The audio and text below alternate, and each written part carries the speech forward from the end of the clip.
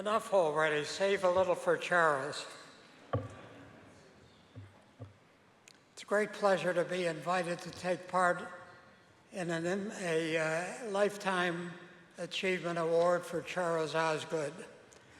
He's a man I've known for about 45 years, and in all those years, never once has he disappointed me. He's also that rarity, a network television guy who was a native of New York City. He's lived here all his life. He was born in the Bronx. He went to school in the Bronx. He went all the way to college. He went to Fordham University in the Bronx. And it was on the Fordham radio station that he began to perform. As a side thing, he got a degree in economics. Charles is sort of everybody's favorite guy at CBS, and understandably. But I'll bet there's something that a lot of you don't know. That's not his birth name. He was born Charles Wood. But before he came to CBS, he was invited to join ABC. And they said, but you got to change your name. We have a staff announcer named Charles Wood. See, announcers are more important than all of you guys, right? And Charles, always a romantic, chose his wife's maiden name, Osgood, and he's been Charles Osgood ever since. The two of them have had a marvelous marriage, and if I can see where Jane is, I would ask her to stand so that you can see her as well.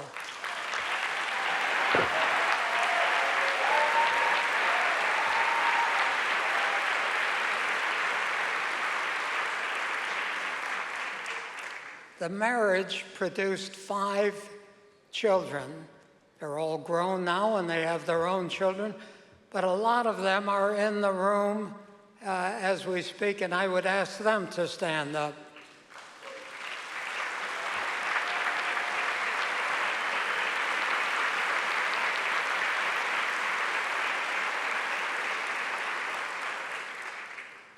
And his brother is here from West Virginia, but he doesn't have to stand up. He's standing anyway.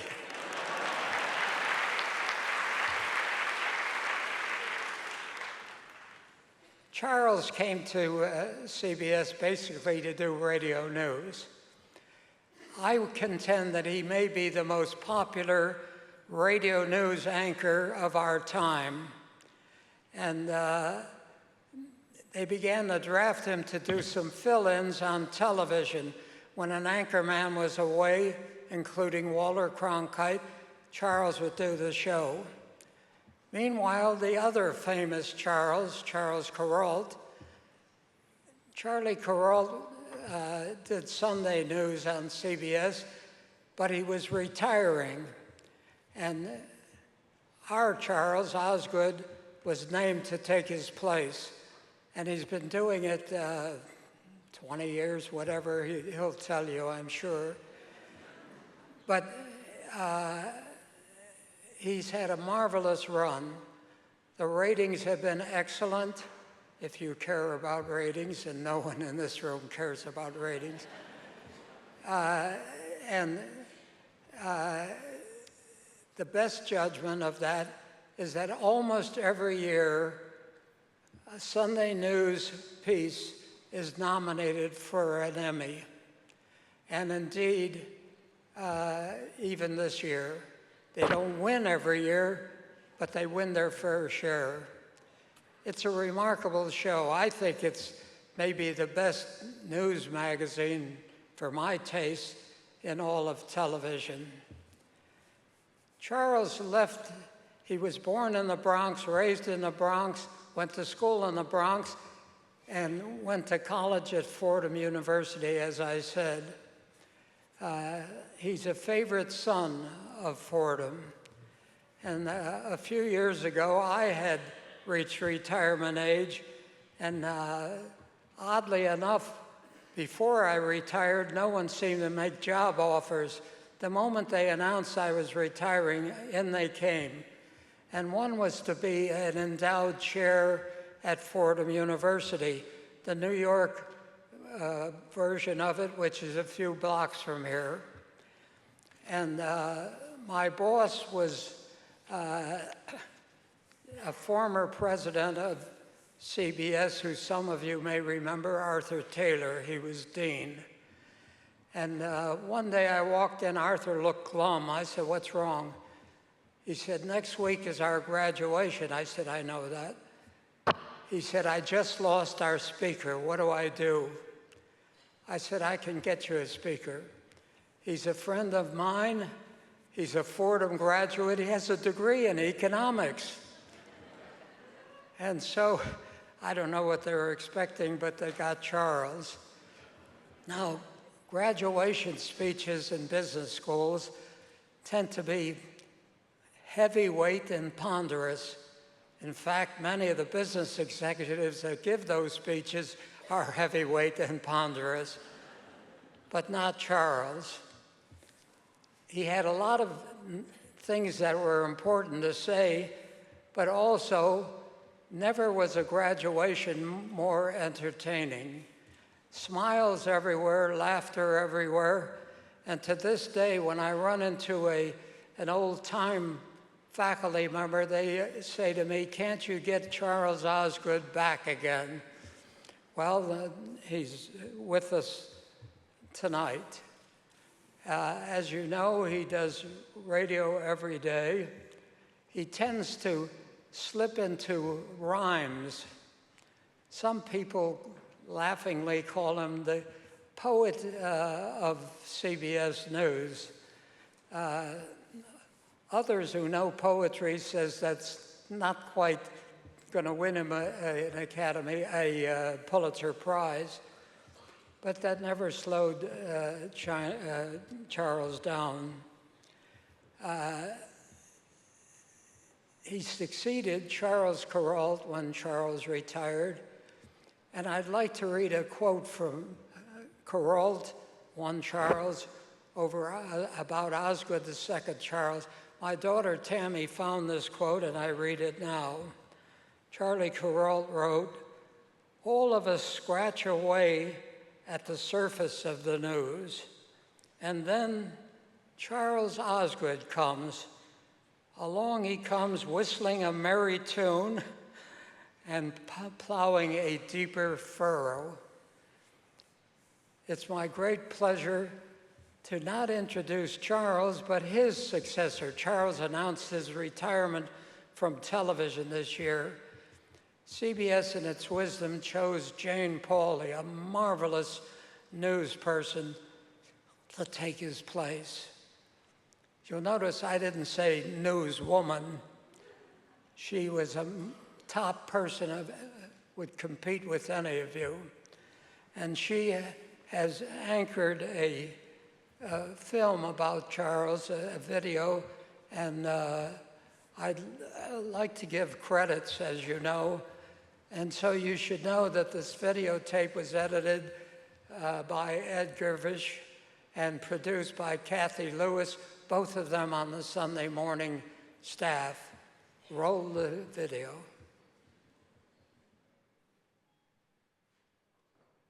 Good evening. I'm Jane Pauley.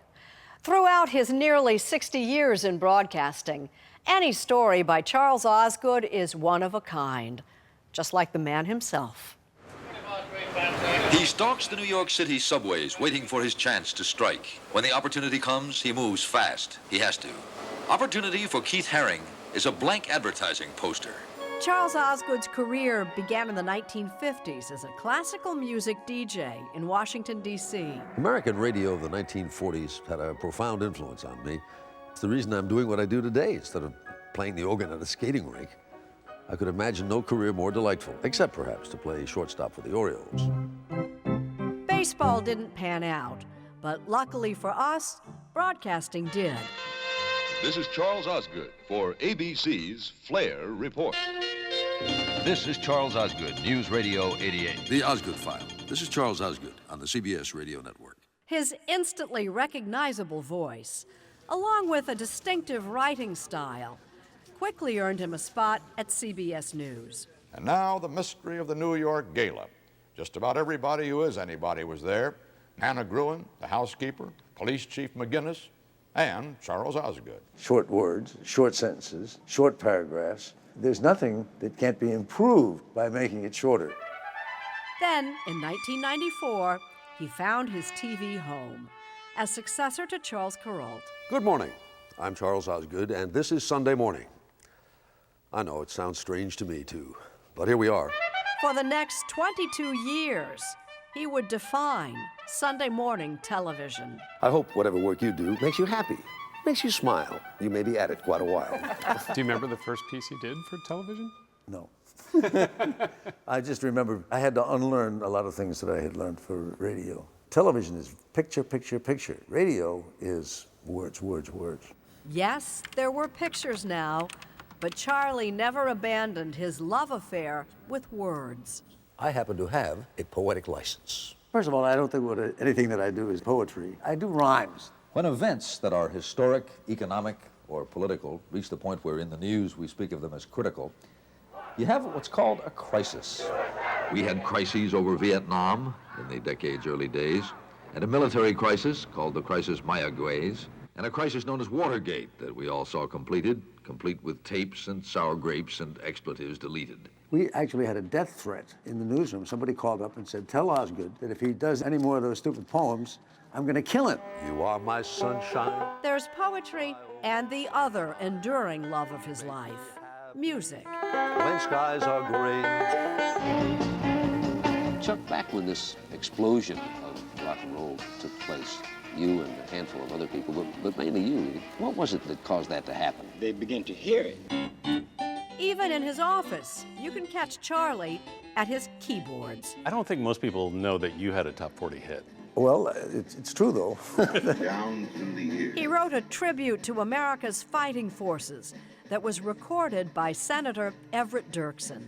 There have been men. There have been men, bold, gallant men, who have died that others might be free. That others might be free. By January 1967, Gallant Men had climbed to number 29, one spot above Wild Thing. Charlie has delighted in rubbing elbows with anyone of great talent and passion. Have you ever substituted butter in a recipe? Would you use margarine or something of the sort? I've never viewed the other spread, nor have I ever mentioned it on the air. I just said a bad word. It's a bad word. Through it all, he's remained an old-school reporter. Good morning. Je suis Charlie. If you have not already heard the sad news, it is our duty this morning to report that Princess Diana is dead. 5 days after the terrorist attack, you can see, hear, and feel America rising. Bad news or good, Charlie makes everything seem okay. Maybe it's the bow tie. I have news about your bow tie. The bow tie you are wearing right now is bound for the Smithsonian's National Museum of American History in Washington. Along the way, Charlie Osgood has gained millions of fans, from ordinary folks to his peers. Oh, hell, Charles, I can't do this. You're a master at everything you do, including tying a bow tie. Charlie, you have set the gold standard for elegance, civility, and beautiful storytelling. And nowhere, perhaps, did Charlie's love of words and music come together more memorably than in a British pub during a 1995 report on the 50th anniversary of VE Day. With every parting, there was always the fear that it might be and the hope that it would not be the last parting. Maybe that is why this song that Vera Lynn used to sing became an anthem that even to this day can bring tears to the eyes of many an old soldier. We'll meet again, don't know where, don't know when, but I know we'll meet again some sunny day. Here's to you, Charlie.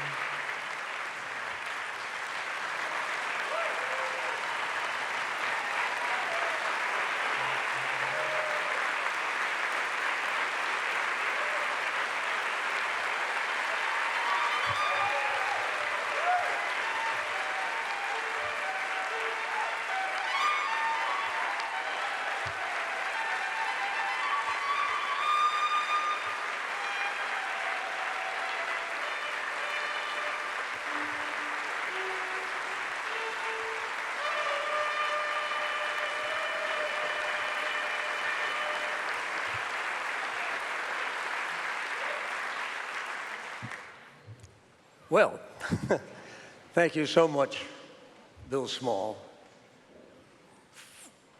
for the kind words, of course, but also for teaching me so much about news over the years, and for presenting me with this award, with this Lifetime Achievement Award. I am honored indeed. Congratulations tonight to the news and documentary Emmys and the nominees, and to 60 Minutes, now celebrating its 50th birthday on television. You saw it for yourself, how well they did here tonight. And to WCBS News Radio here in New York City, where I first came to work at CBS to fulfill Bill Paley's dream of converting that radio station to an all-news format.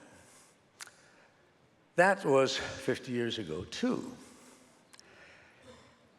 It was there that I began, and there that you can still see me on the radio. WCBS is where I started, and Sunday morning was my last place of rest at CBS, where I stayed for 22 years. I sometimes wonder, with that much time passed, just how I got so old so fast. As everybody in this room knows very well, not all news is good news. A lot of it, maybe most of it, is bad news, sad news. And it's our job to explain to people, to tell them about that, and as clearly and as truthfully as we possibly can. How do we do that? Well, in most cases, we learn from our fellow journalists, news professionals, our colleagues, of course, most of all, and our competitors as well. In my case, I have been fortunate enough to have the guidance and the mentorship and the friendship of some of the very best in the business, including Walter Cronkite and Harry Reasoner and Charles Kuralt and Bill Small. I am grateful to CBS for giving me so many opportunities to work with great producers and directors, reporters, and even executives, sometimes. As for lifetime achievement, it is true that life is short, but my life continues, I'm pleased to report. It hasn't expired, and tonight I'm inspired and proud to be one with you, with all of you here. As for this Emmy, I'm already in touch with her. She's talking to me, and this is the message I hear. Osgood, right now you are age 84. There's no call for bereavements. So get out there and give us some more of those aforementioned achievements. Thank you.